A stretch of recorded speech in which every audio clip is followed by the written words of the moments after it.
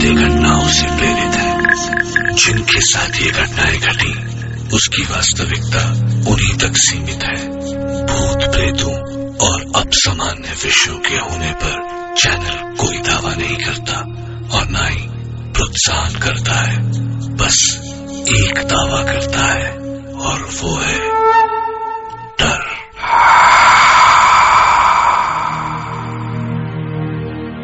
कहते हैं कल्पना हकीकत से ज्यादा बड़ी और अद्भुत होती है, लेकिन सच और सपने के बीच का फासला भी बहुत कम होता है। कई बार हमारे साथ घटी घटनाएं हमारे लिए तो हकीकत होती हैं, पर औरों के लिए कोरी कल्पना। मैं डॉक्टर नागर, पेशे से मनोवैज्ञानिक और पैशन से ह्यूमन माइंड का फैन, हर रात आपके पास लेकर आऊंगा मुझसे मिले कुछ लोगों की आप बीती, कुछ घटनाएं, कुछ किस्से जिन्हें सुन के आप भी सोचने लगेंगे कि क्या वो सच था। क्या वो सच था? आज हम सुनेंगे मुंबई से अनुज जोशी की कहानी। अनुज, जो भूत प्रेतों की बातों पर विश्वास नहीं करते थे। वो रात थी 16 दिसंबर 2007 की। मैं मुंबई पुणे एक्सप्रेसवे पर तकरीबन 100 के ऊपर की स्पीड से मुंबई वापस आ रहा था। बारिश में गाड़ी तेज चलाने का मजा ही कुछ और है।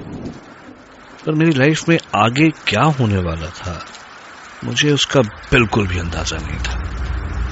मैं मस्त बारिश को चीरता हुआ गाड़ी दौड़ा रहा था कि अचानक मेरा ध्यान पेट्रोल इंडिकेटर पर गया एंड आई रियलाइज कि पेट्रोल लगभग खत्म हो चुका है। एज एक्सपेक्टेड अगले 10 सेकंड में ही गाड़ी बंद पड़ गई। Oh hell, the only way out was डब्बा लेकर पेट्रोल पंप तक जाओ और वापस आओ। तेज बारिश और 5 किलोमीटर का वॉक। उफ, खैर डब्बा लेकर बाहर बारिश में निकला।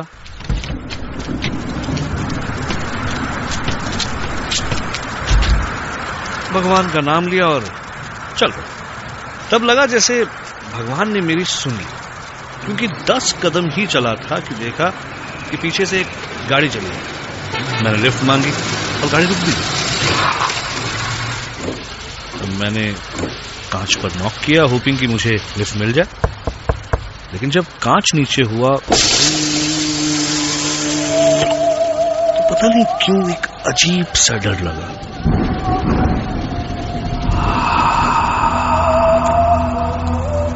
अंदर झांक के देखा तो सिर्फ एक बूढ़ा आदमी गाड़ी चला रहा था। नीला सूट, नीली हैट और बड़ी बड़ी आंखें। हेलो, मैंने कहा। वो आदमी मेरी तरफ मुड़ा और मुस्कुराया, लेकिन वो मुस्कान बहुत अजीब सी थी, ऑलमोस्ट क्रीपी।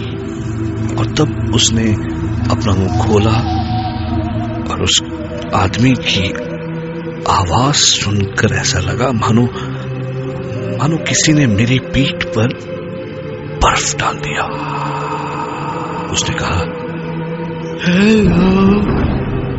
सच एक बार मन में आया कि तुरंत यहां से भाग जाऊं, पर मैंने अपने आप को संभाला और कहा, सर लिफ्ट मिलेगी? मुझे आगे 5 किलोमीटर तक जाना है, एक पेट्रोल पंप तक। उस आदमी ने अपनी उसी ही पतली और अजीब सी आवाज में जवाब दिया, जरूर आओ, बैठो। Thank you sir. मैंने एक लंबी सांस ली और गाड़ी में बैठ गया।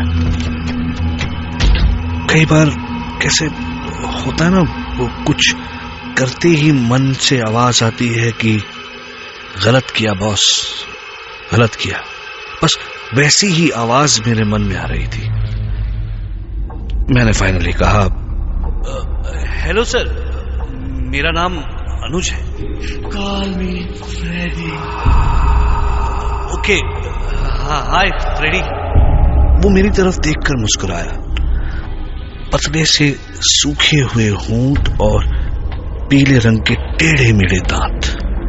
मेरी तरफ मुस्कुराने के बाद फ्रेडी डिकोस्टा फिर आगे देखने लगा। धीरे धीरे मेरा डर बढ़ने लगा। फाइनली बातचीत करने के इंटेंशन से मेरे मन में जो आया मैंने कह दिया, आप बहुत खुश लग रहे हैं मिस्टर फ्रेडी। ओह यस, मैं बहुत खुश हूँ। मैं कल सुबह अपने एक दोस्त से 4 साल के बाद मिलूंगा। अच्छा, देखो ये है उसकी तस्वीर। और उसने मुझे एक आदमी की तस्वीर दिखाई। मोटा सा आदमी, उम्र लगभग 50। ओह, तो इसलिए फ्रेडी मुस्कुरा रहे थे। मेरी जान में जान आई। थोड़ा गिल्टी भी फील हुआ, लेकिन इससे पहले मैं कुछ कहता सामने पेट्रोल पंप आ गया। मैंने फाइनली फ्रेडी से कहा, एक बार फिर से thank you sir. Oh sorry Freddy. That is all right. अगर तुम्हें कभी भी मुझसे बात करनी हो तो you can call me. और मेरे हाँ या ना कहने से पहले ही उसने अपनी जेब से कुछ कागजों का बंडल निकाला। काफी पुराने कागज थे वो, और उनमें से उसने एक कागज का कोना फाड़ा और उसमें लिखा फ्रेडी डिकोस्टा और अपना टेलीफोन नंबर और बैंड्रा वेस्ट का अपना एड्रेस। मुझे कागज दे दिया। मैं जैसे ही उतरा उसने अपनी उसी डरावनी आवाज में कहा, फिर मिलेंगे, बाय।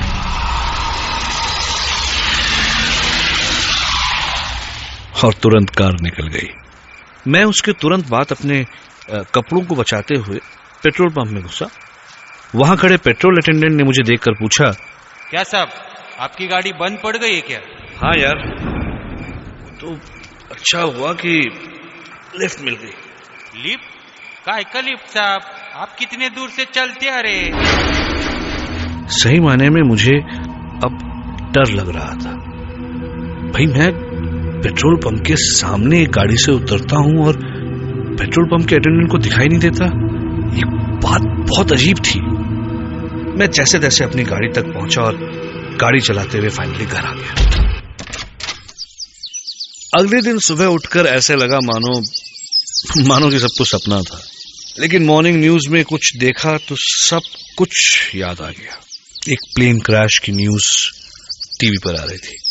मरने वालों की फोटोग्राफ्स दिखाई जा रही थी और उसमें से एक मरने वाली की तस्वीर थी। मैं तुरंत पहचान गया उसे। मुझे बहुत बुरा लगा। अरे ये आदमी तो वही है जिससे फ्रेडी डिकोस्टा 4 साल बाद मिलने वाला था। मैंने तुरंत वो कागज ढूंढा और उस नंबर पर कॉल किया। एक औरत ने फोन उठाया और मैंने कहा कि फ्रेडी डिकोस्टा से बात कर सकता हूँ। तो उस औरत ने गुस्से में कहा, What nonsense? क्या मजाक है ये? और फोन रख दिया। मुझे बड़ा अजीब लगा। मैंने फिर से कॉल लगाया।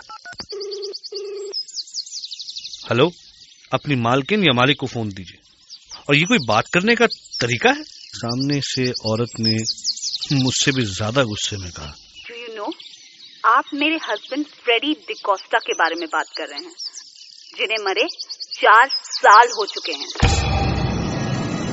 मुझे अचानक ऐसे लगा जैसे मैं अपनी सीट के अंदर ही धंसता जा रहा हूं। कुछ समझ नहीं आया। गला सूख गया। कल रात जो मुझे मिला, कहीं वो फ्रेडी का। अब सिर्फ एक ही चारा बाकी था कि मैं उसकी बीवी से जाकर मिलूं।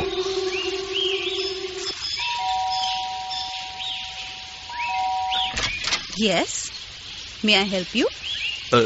जी, मेरा नाम अनुज है।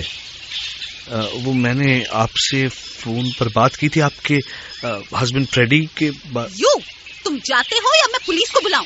नहीं, मेरी बात सुनिए प्लीज। मेरा विश्वास कीजिए, मैं कल रात को उनसे मिला था और मेरी उनसे बात हुई थी। I'll call पुलिस अगर तुम इधर से नहीं गया तो। प्लीज मैडम बात सुनिए। वो उनका कट कुछ 6 फुट का था। वो पतले से बड़ी बड़ी आंखें और उन्होंने वो ब्लू सूट पहना था, ब्लू हैट भी। औरत तुरंत रुक गई, दरवाजा खोला और मुझे देखते रह गई। थोड़ी देर बाद बोली, मैंने दफनाते हुए यही कपड़े पहनाए थे उन्हें। तब उन्होंने मुझे बताया कि 4 साल पहले आज ही के दिन फ्रेडी डिकोस्टा ने खुदकुशी कर ली थी। यानी आज उन्हें मरे हुए 4 साल हो चुके थे। पहले रोज सुबह उठकर मेरे को आई लव यू बोला करता था, लेकिन एक दिन सुबह आई लव यू के बदले उनके मरने की खबर मिली। 4 साल से तड़प रही हूँ कि मेरा फ्रेडी फिर मेरे को आई लव यू बोलेगा। I was shocked. ये सब क्या हो रहा है? उनकी वाइफ मुझे उनकी कब्र तक ले गई। मुझे बहुत अजीब और बहुत ज्यादा डर लग रहा था। फ्रेडी के बारे में हर बात मिली, लेकिन एक चीज नहीं मिली, उनकी आवाज। उनकी वाइफ ने कहा कि हाँ, उनकी आवाज तो, मैंने कहा एकदम अजीब सी, पतली सी और फटी हुई सी आवाज थी, राइट?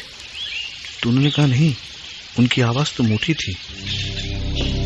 तब अचानक उनका चेहरा एकदम सफेद हो गया और उन्होंने कहा, तुम जानता है मेरा हस्बैंड कैसे सुसाइड किया? अपने गले पे गोली चलाकर। इसीलिए उनकी आवाज। मेरे चक्कर बढ़ते जा रहे थे। तब अचानक उनकी वाइफ ने मुझसे पूछा, पर आपको ये नंबर कैसे मिला? हाँ, उन्होंने मुझे वो कुछ कागजों का बंडल था उनकी जेब में, जिसमें से एक कागज फाड़कर उन्होंने मुझे दिया। अचानक मानो उनकी आंखें और बड़ी हो गई और उन्होंने कहा, किधर है? मुझे वो कागज दे दो अभी, प्लीज मुझे वो कागज दे दीजिए। देखिए इसमें लिखा है फ्रेडी डिकोस्टा, ये फोन नंबर और ये एड्रेस। उस कागज को उन्होंने कुछ ऐसे छुआ जैसे कोई बहुत कीमती चीज हो, और उन्होंने कहा, फ्रेडी आर्मी में था और मैं उसको हमेशा चिट्ठी लिखता था, और ये कागज तो। उन्होंने कागज को पलटा और पीछे उन्हीं के अक्षरों में लिखा था, आई लव यू, और वो रो पड़ी। मैंने वो कागज हाथ में लिया और ऐसे लगा जैसे उस कागज में इलेक्ट्रिसिटी थी। मैंने कहा, देखिए ना, इट्स एज इफ फ्रेडी 4 साल के बाद आपके पास आए हैं और वो आपसे कह रहे हैं। जब मैंने अपने अगले शब्द कहने के लिए मुंह खोला तो मेरी अपनी आवाज मुझे अलग लग रही थी। मैंने कहा, आपसे वो कह रहे हैं कि I love you।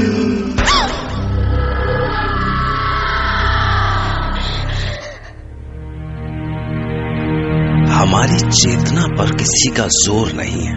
सपनों को तो आप बुलाते नहीं हैं, लेकिन वो फिर भी आते। इसी तरह जिंदगी में कुछ पड़ाव भी बिना बुलाए चले आते हैं। क्या सच में फ्रेडी डिकोस्टा मरने के बाद भी अनुज से मिले? अगर नहीं तो उसके पास वो कागज कहां से आया? क्या सच में मरने के बाद उनकी आवाज बदल गई थी? और क्या सच में उन्होंने अनुज के जरिए अपने प्यार का इजहार किया? कुछ बातें हमें खुली आंखों से नहीं, खुले मन से दिखती हैं। ऐसे में दिमाग तो सन्न रह जाता है और मन में सिर्फ एक सवाल दे जाता है,